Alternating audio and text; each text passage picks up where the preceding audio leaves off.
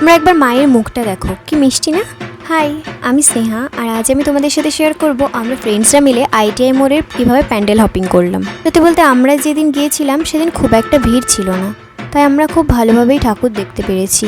আর ভলেন্টিয়ারও সেভাবে তারা দিচ্ছিল না, তাই অনেক শান্তিতেই সবাই ঠাকুর দেখতে পেরেছি, ছবিও তুলতে পেরেছি, আর তোমাদের সাথে শেয়ারও করতে পারছি। এই দেখো, ভেতরের কাজটাও আমি তোমাদের সাথে শেয়ার করলাম, কি সুন্দর না। মায়ের একটা ছবিও শেয়ার করলাম। আমরা যদি খুব একটা লেট না করে প্রায় সন্ধ্যের দিকেই চলে যাও, তাহলে দেখবে প্যান্ডেলে খুব একটা ভিড় থাকে না।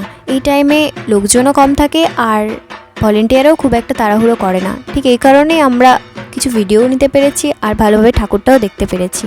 তারপর আমরা প্রতিমা দর্শন করে একটু মেলার দিকেও হেঁটে যাচ্ছিলাম। আসলে আমাদের কিছু ইয়াররিংস কেনার ছিল, আর দেখো এখানে কত সুন্দর সুন্দর ইয়াররিংস রয়েছে। পর আমরা সবাই মিলে একটু খাওয়া দাওয়া সেরে নিলাম।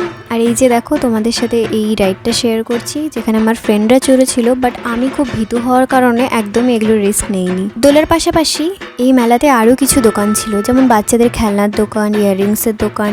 আর এই দোকানটা ছিল আমার সবচেয়ে পছন্দের, শান্তিনিকেতন থেকে আসা মালা, চুড়ি, কানের এসবের দোকান। আর অবশেষে আমরা আমাদের প্যান্ডেল হপিং আর মেলা দেখা শেষ করে হোস্টেল দিকে যাচ্ছিলাম। আজকের জন্য এই অবধি।